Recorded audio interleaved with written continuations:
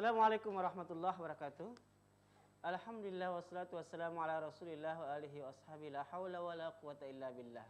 Para pemirsa kaum muslimin dimanapun saja berada, bersyukur pada malam yang mulia ini kita berjumpa kembali dalam dialog kajian Islam bersama Pak narasumber Bapak Dr. Ali Said Jadid Alidrus, dan tentunya seperti biasa nanti kita akan mendengarkan tausiah, kita akan mendengarkan pencerahan, kita juga akan mendengarkan paparan beliau tentang bagaimana sih prinsip-prinsip pendidikan Islam yang tentunya pendidikan ini tidak pernah usang untuk kita bahas, tidak pernah henti-hentinya kita bicarakan, dan ini tentu menyangkut tentang bagaimana sebenarnya pendidikan saat ini, pendidikan yang akan datang, dan tentunya apa yang kita harapkan, apa yang kita cita-citakan bagi dunia pendidikan kita yang tentunya penuh dengan tantangan saat ini.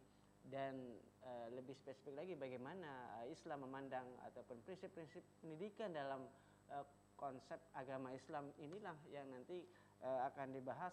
Dan seperti biasa kami juga mengajak mirsa di rumah dimanapun saja berada berinteraksi, menyampaikan hal-hal, menyampaikan pertanyaan-pertanyaan, menyampaikan masukan dan saran-saran terkait tema yang dibahas nanti oleh Bapak Dr. Ali. Dan beliau, para pemirsa, adalah sekretaris gerakan usaha pembaruan pendidikan Islam, dan ini tentu sangat terkait ini Pak Dokter ya, terkait dengan bagaimana sih wajah potret pendidikan saat ini, dan tentunya yang bisa kita harapkan ke depannya, sebab kan tantangan saat ini bahkan yang akan datang lebih-lebih banyaknya kadang-kadang stigma yang menyudutkan prinsip-prinsip pendidikan Islam yang kesannya kadang-kadang hanya membahas satu segi saja, aspek-aspek kerohanian saja, dan tidak peduli ataupun kurang banyak membicarakan tentang hal-hal yang terkait dengan kemajuan zaman saat ini, sehingga dikatakan itu hanya melihat hanya satu sudut saja. Nah, bagaimana sebenarnya prinsip pendidikan Islam yang sebenarnya yang mengacu pada kemaslahatan umat secara keseluruhan. Dan mirsa, pada hari ini juga kita turut berbelasungkawa ini Bapak Dr. Ali dan tentunya mirsa di rumah juga menonton, menyaksikan di layar kaca di berita-berita nasional salah seorang ini Pak, salah seorang yang tentunya atas nama organisasi tertentu menghalalkan segala cara, bahkan kita dengar ada pengeboman yang menyebabkan banyaknya nyawa yang berjatuhan, korban. Kemudian tentu ini menjadi satu pemikiran bagaimana sih nanti pola-pola pendidikan yang perlu diinternalisasi, dijiwai oleh setiap murid sehingga tidak salah paham, salah kaprah tentang makna-makna ataupun konsep-konsep ajaran Islam itu sendiri. Nah, baik pemirsa, hal-hal yang itu juga nanti kita akan dengarkan, kita akan tanyakan kepada Bapak Dr. Ali. Yang pertama sebenarnya prinsip pendidikan Islam ini, walaupun jauh kita tahu tentang pendidikan, tapi dalam konsep Islam itu apa saja prinsip-prinsip yang harus kita pahami?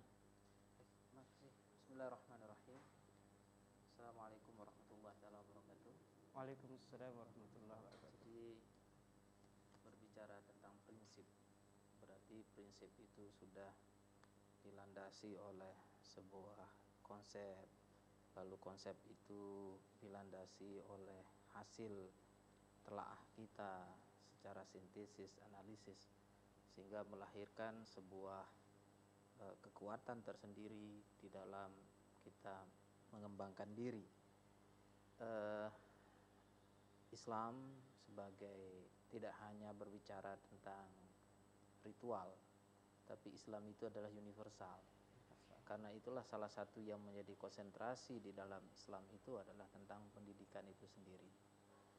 Begitu urgennya pendidikan dalam Islam ini, sehingga menempatkan dari beberapa hadis yang banyak kita dengarkan bahwa keutamaan fadlul alimi alal abidi, keutamaan orang alim dengan ahli ibadah itu seperti qamar dan bintang, seperti bulan dan bintang, kira-kira begitu.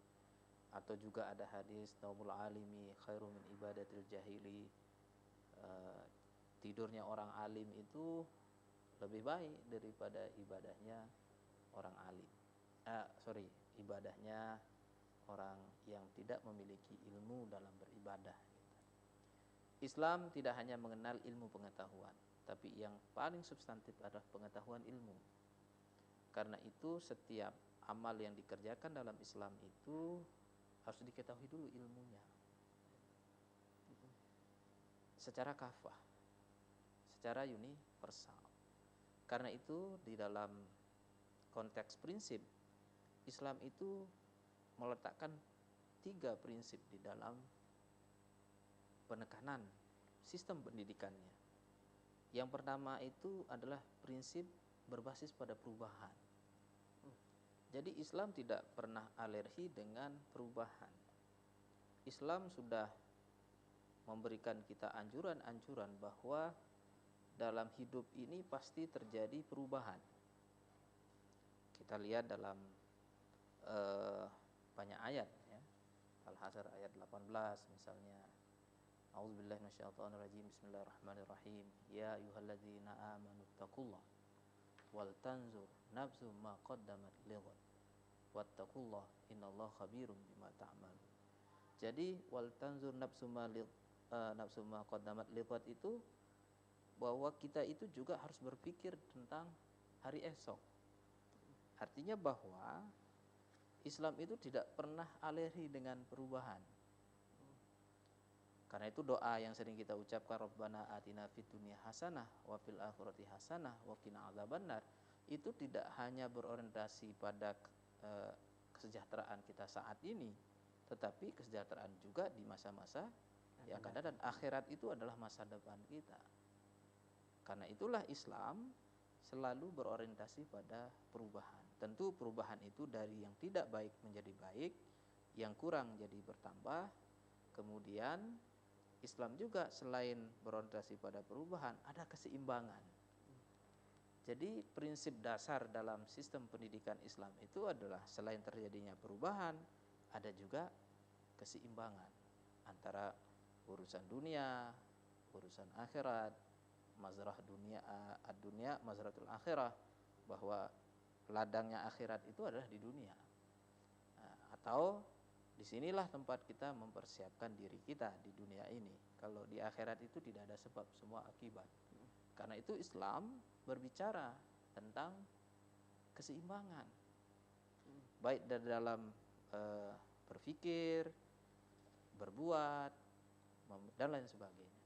Karena itulah untuk bisa sampai pada tahap perubahan dan keseimbangan itu, Islam selalu mengenal dua istilah, yaitu innalladzina amanu wa aminus solihah. Jadi tidak bisa dipisahkan antara iman dan amal soleh.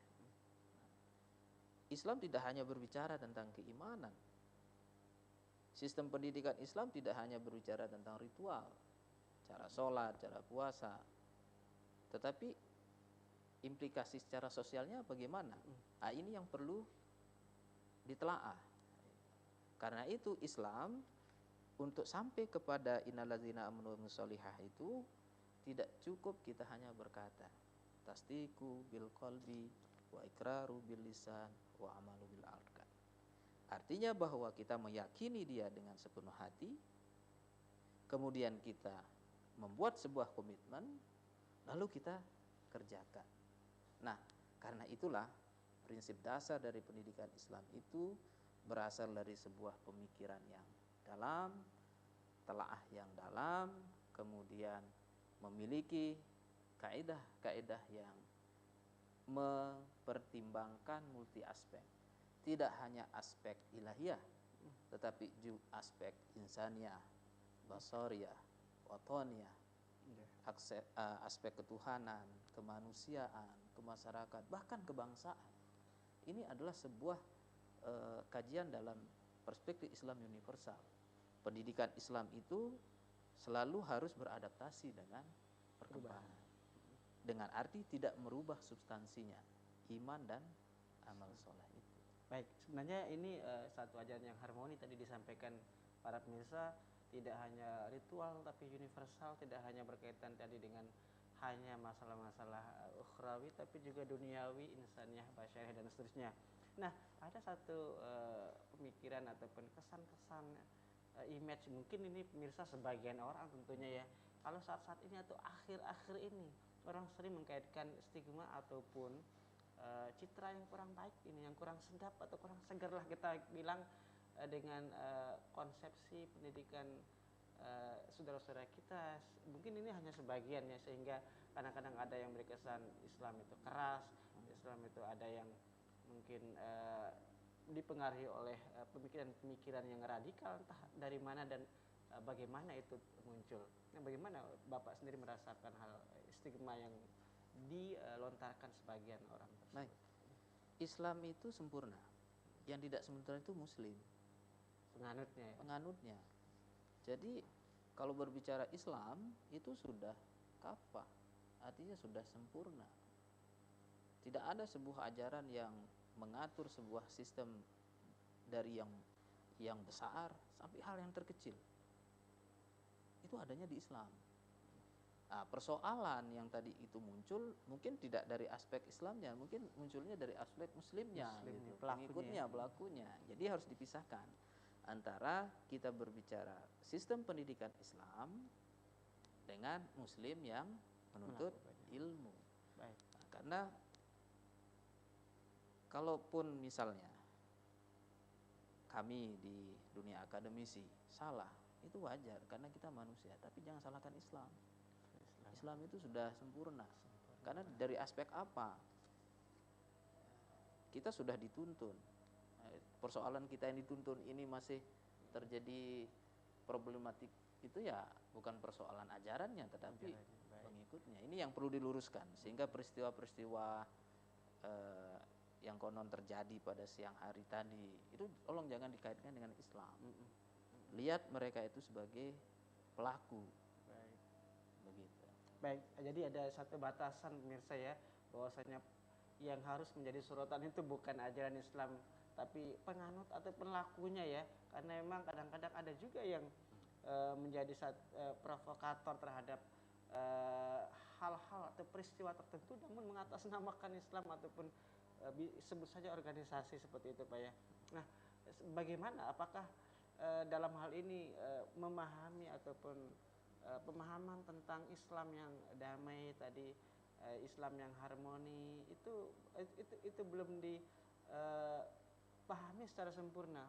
Apakah terjadi pemirsa satu krisis pemahaman terhadap pendidikan Islam itu sendiri yang membuat tentunya perilaku orang Muslim seperti itu, tapi atau kita belum tahu juga apakah itu Muslim atau tidak sih, yang melakukan seperti itu.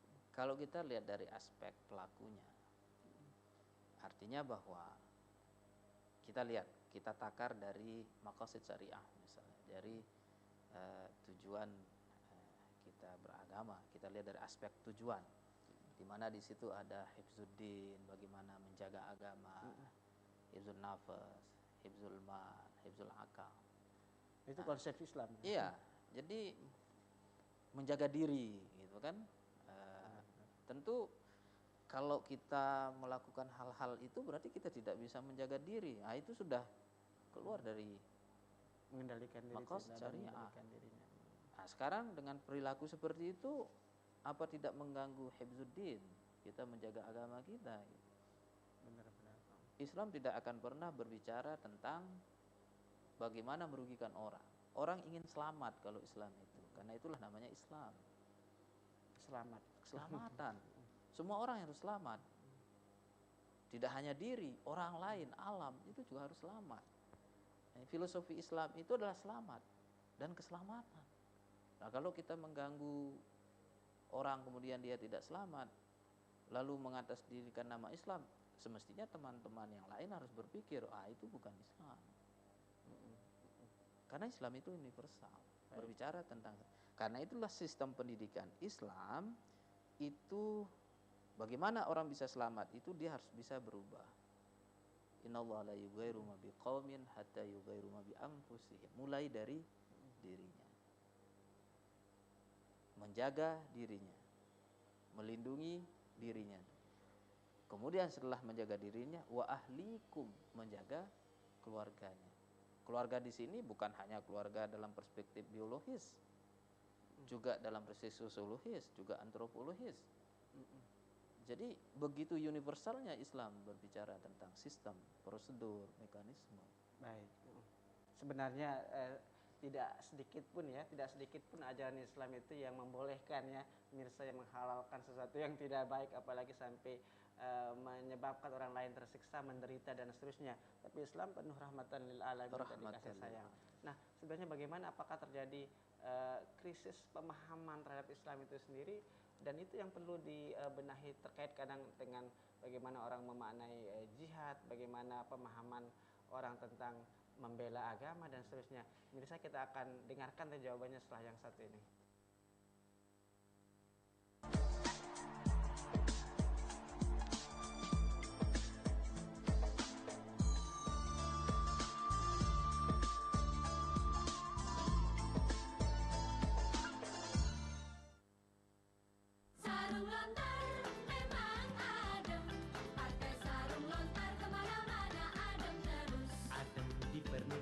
Karena pakai sarung lontar, adem dengan keluarga karena pakai sarung lontar. Di ronda juga asyik karena pakai sarung lontar, adem di mana-mana karena pakai sarung lontar.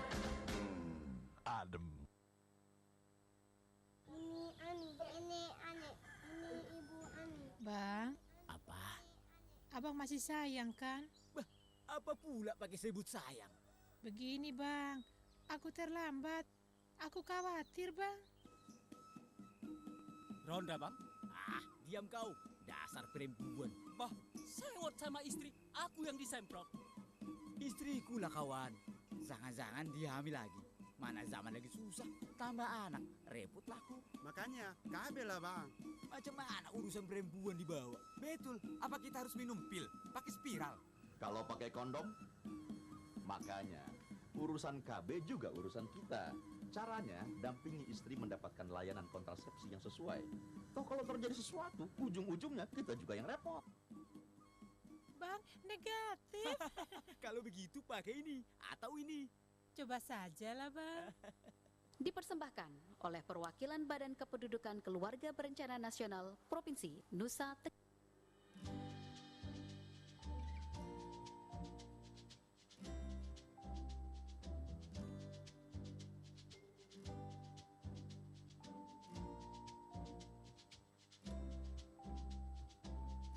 Mbak, saya kapan dapat tiduran?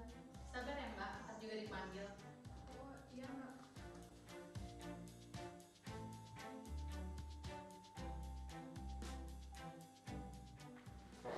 Pak Jena? Oh, silahkan masuk Pak. Mbak, kenapa saya nggak dipanggil-panggil dari tadi? Saya nggak terima kalau begini caranya. Dari tadi orang-orang itu belakangan terus masuk aja. Gimana ini? Mbak, sabar Mbak. Di sini saya juga cuma jadi petugas. Jadinya kalau Mbak masuk ke dalam, saya dimarahin sama atasan saya. Tidak mau. Mau periksa aja kok ribet. Lapor aja ke ombudsman.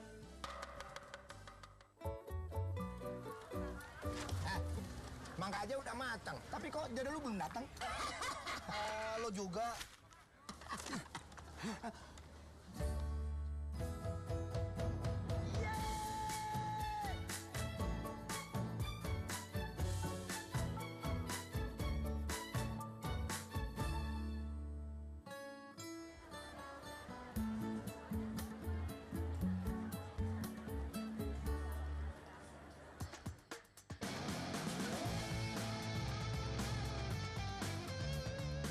Ini baru calon mantu.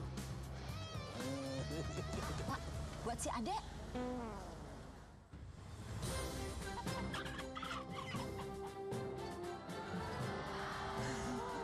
Wah, mangga juga, Le. Yoi. Bangga bersarung mangga. Hai.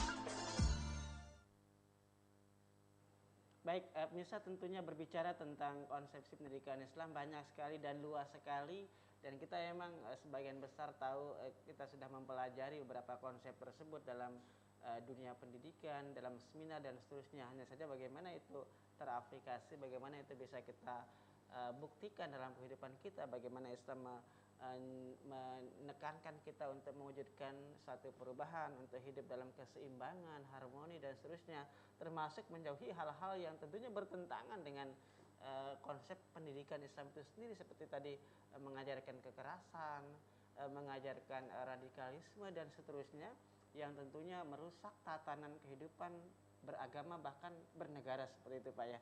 Nah tadi satu lagi prinsip pendidikan Islam tadi yang belum disampaikan oleh Bapak Dokter. Ya. Baru 2 tadi. Yang ketiga itu istiqomah. Istiqomah. Ya. Kontinuitas, artinya sustainability artinya tindak lanjut dengan kontinuitas terus menerus. Kalau sabar itu nggak ada batas, bukan sabar namanya kalau ada batasnya. Usaha itu ada batasnya, usaha ada barang bukan usaha kalau ada batasnya. Jadi wa nafsi wa ma sawaha falhamaha fujuraha wa taqwaha. Jadi memang kita mulai dari bagaimana jiwa itu disempurnakan. Karena itulah dalam perspektif Islam, pendidikan itu sebagai ruhnya dalam beragama. Jadi pendidikan itu sebagai ruh. Ya sehingga fa'alhamaha fujuraha wa taqwaha. Kadang ada yang lurus, kadang ada yang bengkok. Kalau jiwa itu tidak memegang janji yang pernah diucapkan. Baik, qalu bala syahidna. Karena itu kontinuitas itu tidak memiliki batas. Karena memang di dalam Islam itu sangat menyadari efisiensi waktu. Bahwa usaha yang dilakukan itu nahnu qaddarna bainakumul mauta wa ma nahnu bimasbuqin. Antara hidup mati itu ada diatur oleh ruang dan waktu. Kita lihat contoh. Pemain bola misalnya. Dalam permainan. Mereka begitu termotivasi untuk meraih prestasi. Pemain bola yang profesional tidak perlu menggunakan alat dalam berkomunikasi untuk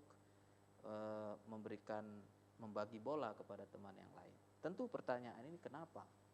Kenapa pemain bola profesional itu begitu bersemangat untuk meraih prestasi dengan posisinya masing-masing? Penjaga gawang walaupun temannya menyerang, dia tetap menjaga gawangnya. Penuh konsentrasi. Nah di situ ternyata jawabannya adalah karena terikat oleh waktu, karena keterbatasan waktu yang dimiliki oleh permainan itu. Berpacu dengan waktu. Berpacu dengan waktu. Setelah 90 menit, 1000 kali kita masukkan bola ke gawang, tidak ada artinya. Karena waktunya sudah habis. Baik, ini satu perumpamaan yang sangat sederhana tapi mudah kita cerna. Karena itulah Islam menyadari bahwa kita ini dibatasi oleh waktu. Kehidupan ini hanya dibatasi oleh waktu. Nah, untuk mengisi waktu itu adalah usaha, ikhtiar, sebaik-baiknya. Karena itulah pendidikan dalam Islam itu adalah untuk meningkatkan kualitas orang yang sudah berkualitas. Manusia itu karena jadi khalifah, semuanya berkualitas. Nah, untuk meningkatkan derajat orang yang berkualitas, inilah ada sistem pendidikan. Jadi Islam memandang semua kita ini khalifah. Khalifah ya. Jangan sampai itu tidak kita sadari. Tidak disadari. Seorang pemimpin, pemirsa. Baik, dan tentunya nanti kita harapkan juga pemirsa yang ingin berinteraksi menyampaikan hal terkait pendidikan ini. Halo, Assalamualaikum.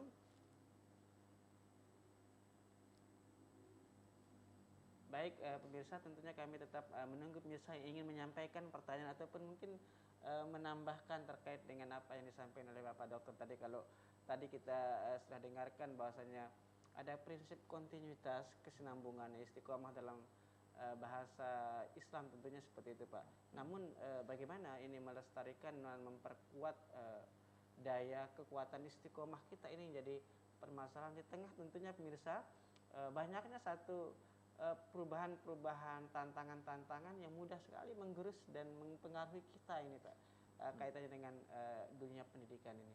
Baik, kalau kita lihat dari sisi proses di dalam pendidikan Islam, kita lihat bahwa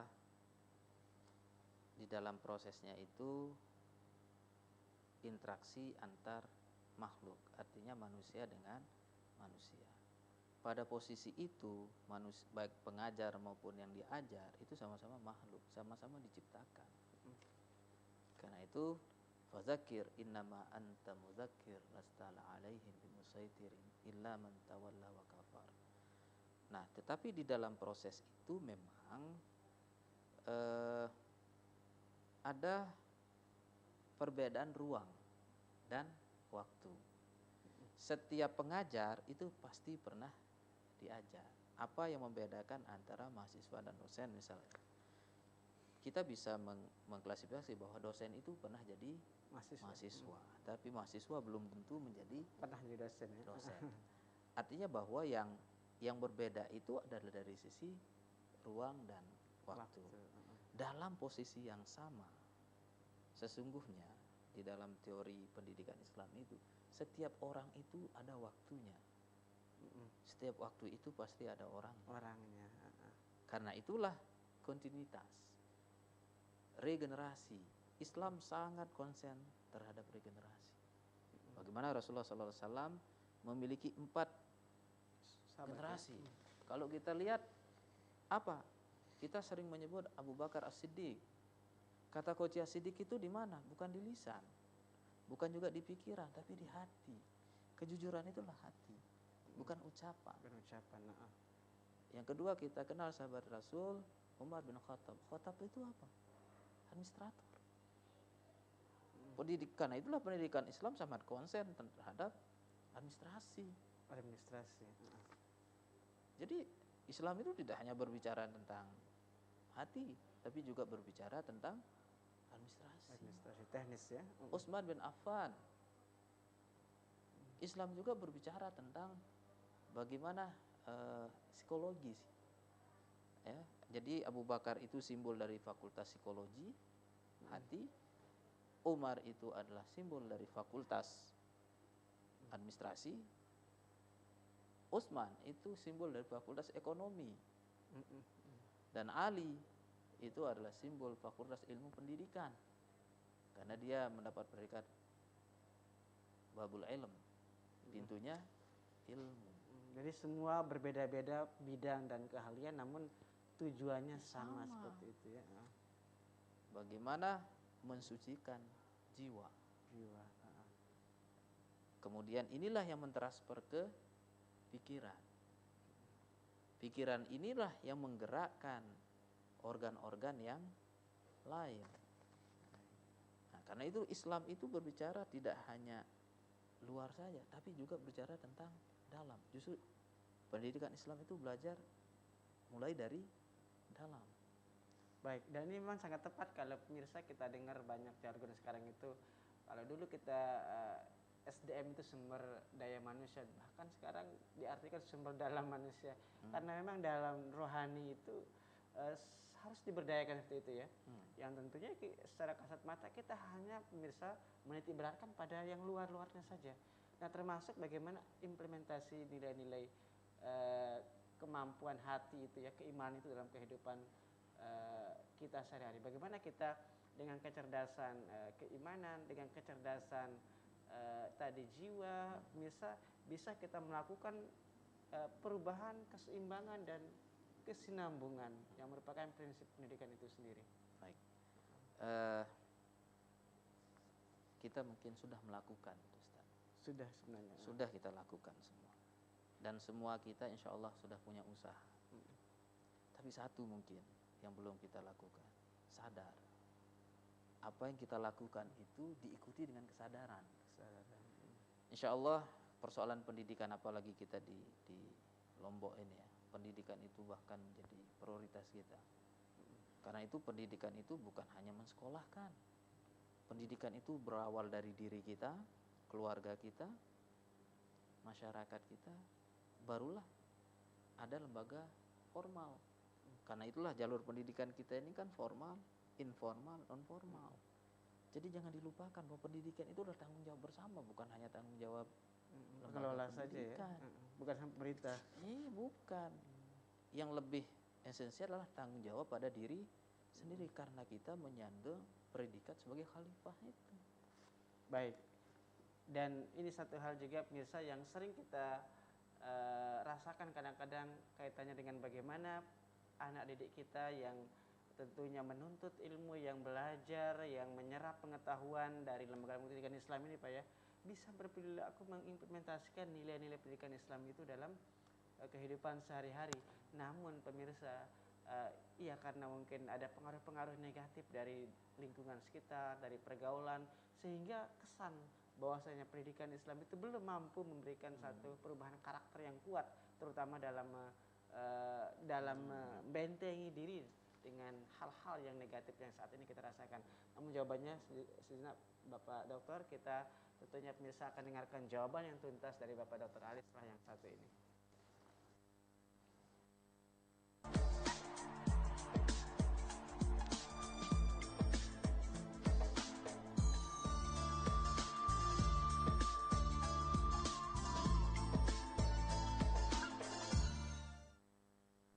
Sarung lontar memang adem, pakai sarung lontar kemana-mana adem terus. Adem di pernikahan karena pakai Sarung lontar, adem dengan keluarga karena pakai sarung lontar, di ronda juga asyik karena pakai sarung lontar, adem di mana-mana karena pakai sarung lontar.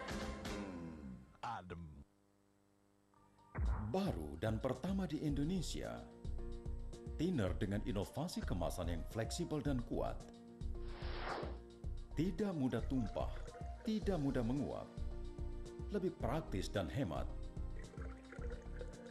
Dengan takaran pasti pas 1 liter. Thinner Emco terbaik untuk cat kayu dan besi, cepat kering dan menjaga keindahan warna. Thinner Emco, persembahan dari Emco. Halo, nama saya Aulia Apriliani Subi. Saya ikut seleksi beasiswa Buleleng. Alhamdulillah saya dibiayai oleh PT Imun Nusrat Tenggara.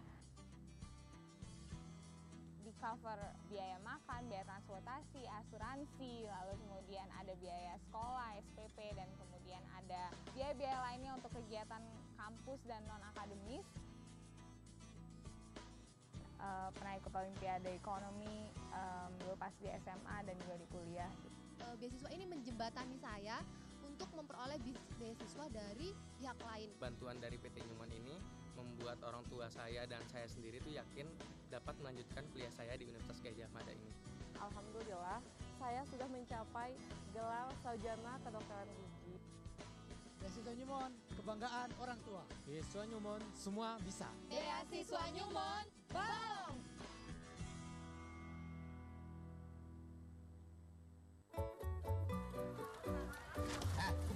Mangga aja udah matang, tapi kok jodoh lu belum datang? Lo juga.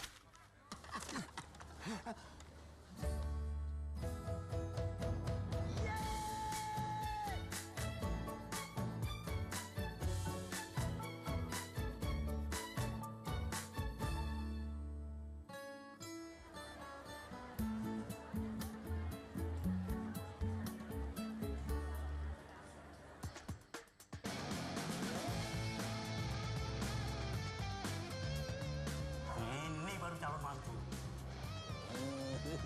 Pak, buat si adek.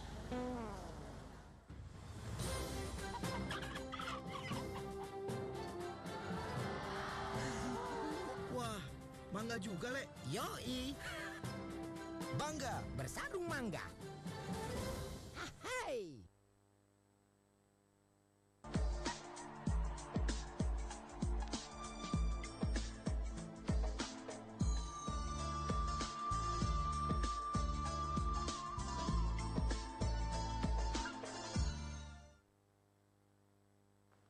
Baik, pemirsa masih dalam kajian dialog Islam interaktif bersama Bapak Dr. Ali dari Gerakan Usaha Pembaruan Pendidikan Islam, dan memang setiap saat pemirsa kita isi, setiap saat kita pahami perkembangan bagaimana sih pengaruh pendidikan Islam hari demi hari, waktu demi waktu, bukan hanya tentu bagi diri kita pemirsa, tapi juga bagi anak didik kita, bagi keluarga sahabat kita, bagi masyarakat sekitar kita, sehingga nuansa warna pendidikan Islam itu bisa mewarnai, mempengaruhi kehidupan kita sehari-hari, sehingga tentunya tidak jauh menyimpang, tidak jauh bersinggungan dengan perkembangan zaman. Sebenarnya tidak, Islam itu kan terus mengikuti ya, ada perubahan, tapi perubahan yang sesuai dengan ketentuan-ketentuan ajaran Islam itu sendiri. Nah, kadang-kadang ini terjadi satu entah ini sangat kerasnya pengaruh dari kemajuan ataupun dari arus modern ini, sehingga konsep pendidikan Islam yang sudah diajarkan, yang disebarkan lewat dunia pendidikan, lewat mimbar-mimbar, lewat dakwah-dakwah ini terkesan ini belum efektif bisa membentuk satu image dan pengaruh kuat dalam implementasinya. Seperti apa Bapak melihat? Islam, pendidikan Islam itu kalau kita lihat dari maqasidnya ingin mencetak generasi yang ulul albab ya. Ulul albab itu adalah alladzina yadhkuruna Allaha qiyaman wa qu'udan wa 'ala junubihim wa yatafakkaruna fi khalqis samawati wal ardh. Rabbana ma khalaqta hadza batila subhanaka faqina adzabannar. Artinya bahwa bagaimana terintegrasi antara pemikiran, perkataan, perbuatan, atau bahasa ilmiahnya mungkin input, proses, output, outcome-nya. Kalau di dalam pendidikan nasional kita. Sehingga pertama tidak ingin melihat generasi yang ragu. Ragu ya? Yang ragu. Artinya orang ragu inilah yang orang yang celaka gitu. Kalau kita lihat dalam terminologi atau tipologi manusia, ada yang yakin ke kanan, yakin ke kiri. Yang susah itu tidak ke kanan, tidak ke kiri. Di tengah-tengah ya. Di tengah-tengah. Seperti orang naik motor lah. Mau belok kiri atau belok kanan. Baik, mirip kayak orang galau, Pak. Itu dia. Nah, jangan sampai Islam tidak menginginkan pengikutnya itu ragu. Jadi pendidikan Islam itu ingin menjadikan generasi itu generasi yang tidak ragu. Artinya memiliki keyakinan, terutama pada diri sendiri. Baik, nah tentunya semangat bagaimana lalu pemirsa kita bentuk diri kita menjadi orang yang tadi yakin ya, penuh keteguhan hati, penuh jiwa yang besar ya, keimanannya. Landasannya seperti itu. Itu yang kita harapkan sekarang dari generasi-generasi dan kita sendiri tentunya. Dan itu tidak bisa dari orang, tidak bisa dari luar. Orang luarnya dari diri iya, sendiri. Orang lu kan ingat kita sudah, karena itulah qad aflaha man zakkaha. Mudah-mudahan kita masuk pada orang-orang yang beruntung ini. Artinya orang-orang yang mulai belajar untuk mengenal diri, bahwa kita itu punya jiwa, punya raga, punya rasa. Ini kalau sudah berubah rasa kan berubah hidup ini. Apa beda kita orang hidup dengan mati? Orang mati itu masih punya telinga, punya mata, tapi tidak bisa berfungsi. Kenapa? Karena jiwanya sudah nggak ada. Karena rasa juga otomatis nggak ada ya. Iya, rasanya udah nggak ada. Nah, jangan sampai kita ragu bahwa kita itu tidak punya rasa, bahwa kita itu tidak punya jiwa, bahwa kita itu tidak punya perasaan. Nah, Islam ingin apa yang dimiliki, potensi yang kita miliki ini harus dieksplorasi dengan maksimal mungkin. Yang kedua, Ustaz, pendidikan Islam mengharapkan kita itu tidak hanya mendapatkan kesejahteraan sekarang, tapi jauh ke depan. Visi yang lebih panjang ya. Saya ambil contoh. Ketika kita mendarai sepeda motor atau mobil, tidak mungkin yang kita lihat itu rodanya atau ujung dari mobil itu. Karena itu yang kita lakukan, maka kecelakaan juga akan terjadi. Tapi pasti kita akan melihat jauh ke depan. Ya, ke depan. Nah, begitulah Islam. Jadi yang kita lihat itulah akhirat.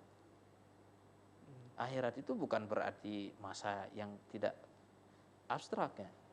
Akhirat itu bisa, surga itu bukan hal yang abstrak. Sangat konkret. Kalau kita definisikan, surga itu kebahagiaan, ketenangan, kedamaian. Kalau di surga itu tidak ada sebab, semua akibat. Artinya bahwa semoga kita menjadi rahmat bagi semua alam. Karena itulah Rasulullah Sallallahu Alaihi Wasallam itu sebagai rahmat, uswah, sebagai tauladan. Keteladanan itu rahmat. Jadi keteladanan itu bukan berarti kita ud'u ila sabili rabbika bil hikmah wal mau'izatil hasanah wajadilhum billati hiya ahsan. Artinya bahwa keteladanan itu perlu dilakukan dengan hikmah. Hikmah itu tidak perlu kita ucapkan. Karena itu orang mengatakan tulislah agar orang bisa membaca. Menulislah agar orang bisa. Tapi kalau kita tidak menulis, berbuatlah supaya orang menulis agar orang bisa membaca. Di sini makna keteladanan. Karena itu pendidikan Islam itu ingin memberikan generasi yang yakin, tidak ragu, atau generasi yang kedua itu adalah generasi yang visioner, yang memiliki cakupan pandangan masa depan. Tidak hanya mengurus tentang dunia, tetapi juga berbicara tentang akhirat. Disitulah keseimbangan. Baik, dan itu memang nyata pemirsa ya.